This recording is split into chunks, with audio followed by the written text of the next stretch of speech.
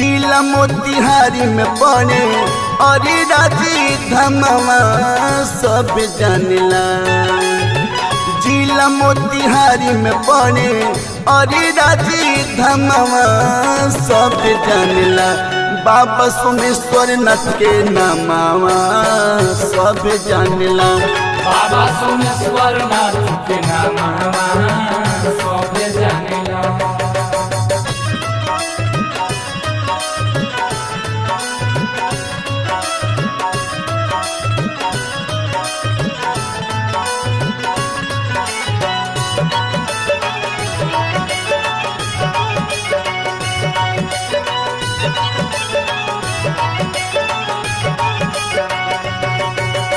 दूर दूर के भगताया के आपन हाजरी लगावे।